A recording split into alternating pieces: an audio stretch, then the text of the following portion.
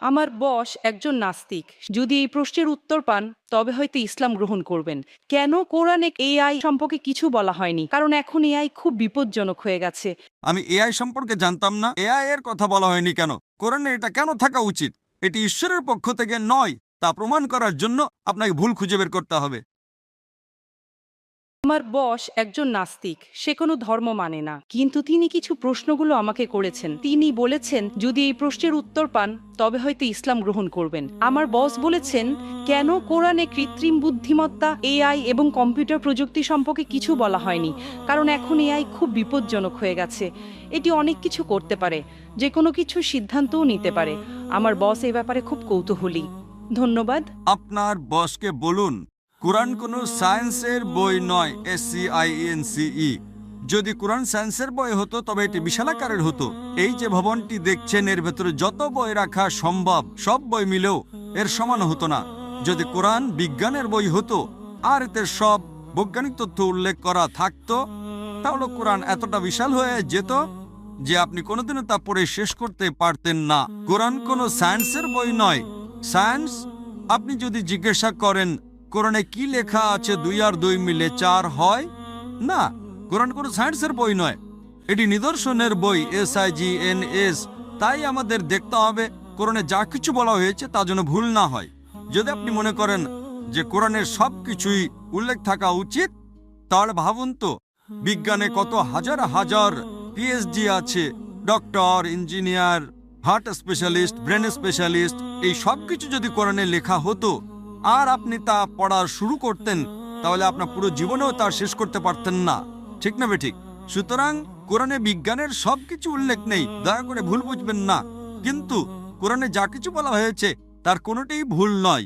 যদি কোরআনে এমন কোনো বৈজ্ঞানিক তত্ত্ব থাকে যা ভুল প্রমাণিত হয়, তবে তা আল্লাহর পক্ষ থেকে হতে পারে না। আর যদি কোরআনে এমন কিছু বলা হয় যা বিজ্ঞান অনেক পরে, 200 বা 400 বছর পরে আবিষ্কার করেছে, তাহলে সেটাই মুজিজা। তাহলে প্রশ্ন হলো কোরআনে এআই এর কথা বলা হয়নি কেন? কোরআনে এটা কেন থাকা উচিত? কোরআন কোনো বিজ্ঞানের বই নয়, কিন্তু আল্লাহ জানেন ভবিষ্যতে কি আসতে চলেছে। আমি আপনাকে ব্যাখ্যা করছি। 1 নম্বর, মানুষ আমাকে প্রায় জিজ্ঞাসা করত যে ইসলামী শরিয়া অনুযায়ী যদি আপনার কাছে ভিডিও রেকর্ডিং থাকে, যদি কোনো ভিডিও রেকর্ডিং থাকে যে কেউ চুরি করেছে, ইসলাম অনুযায়ী সেটা প্রমাণ নয়। এটাকে প্রাথমিক প্রমাণ হিসেবে ধরা হয় না, এটা দ্বিতীয় প্রমাণ। 10 বছর বা 20 বছর আগে যে কোনো সাধারণ আদালতে যদি আপনি সিসিটিভি ফুটেজ দেখাতেন আর তাতে চোর ধরা পড়তো যে কেউ চুরি করছে, সেটাই যথেষ্ট ছিল। কিন্তু ইসলামে তা নয়। ইসলামের চোখের সাক্ষী প্রয়োজন। তখন মানুষ অবাক হয়ে বলতো এটা কেমন ধর্ম? কোনটা বেশি নির্ভরযোগ্য, প্রত্যক্ষদর্শী নাকি ভিডিও রেকর্ডিং? কোনটা ভালো? ভিডিও রেকর্ডিং ঠিক না ভুল? আপনার বসকে জিজ্ঞাসা করুন। সুতরাং 20 বছর আগে যদি আপনার কাছে ভিডিও রেকর্ডিং থাকতো, তবে তা ইসলামের চেয়ে সুবিধাজনক না। প্রত্যক্ষদর্শী হলো প্রাথমিক প্রমাণ, ভিডিও রেকর্ডিং গ্রহণযোগ্য ছিল না। আজ যখন কৃত্রিম বুদ্ধিমত্তা এসেছে, আপনি সহজেই আপনার ডাকাতের একটা ভিডিও তৈরি করতে পারেন। সুতরাং এখন মানুষ জেগে উঠেছে। আজ এটি প্রাথমিক প্রমাণ নয়। তাই ইসলাম অনেক উন্নত। আল্লাহ জানতেন এআই আসতে চলেছে। আপনার বস জানতেন না, আপনি জানতেন না, আমিও জানতাম না, কিন্তু আমি বিশ্বাস করতাম। আমি বলেছিলাম না ইসলাম সঠিক, হয়তো আগামীকাল কিছু ঘটবে।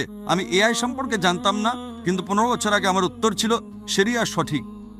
আমরা জানি না আগামীকাল এমন কিছু ঘটবে যে ভিডিও রেকর্ডিং যথেষ্ট প্রমাণ হবে না। এটাই ছিল আমার উত্তর, এবং আজ আমার উত্তর সঠিক। সুতরাং আল্লাহ এআই সম্পর্কে জানেন, তাই ভিডিও রেকর্ডিং প্রাথমিক প্রমাণ নয়, প্রত্যক্ষদর্শী হলো প্রাথমিক প্রমাণ।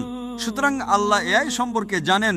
যদি তিনি সবকিছু লিখতে শুরু করেন, আপনি ছোট কোরআনই পড়েননি, আপনি চিকিৎসা, ভ্রূণতত্ত্বে সবকিছু সম্পর্কে কি পড়বেন? না, এটি টেলিগ্রাফিক মেসেজ। সুতরাং এটি ঈশ্বরের পক্ষ থেকে নয়, তা প্রমাণ করার জন্য আপনাকে ভুল খুঁজে বের করতে হবে। কিন্তু এটি ঈশ্বরের পক্ষ থেকে, তা প্রমাণ করার জন্য আপনাকে এমন জিনিসের কথা বলতে হবে যা মানুষ জানতো না। আপনি কি বুঝতে পারছেন? একেই বলে অলৌকিকতা। কিন্তু এখানে সবকিছু উল্লেখ করা হয়নি।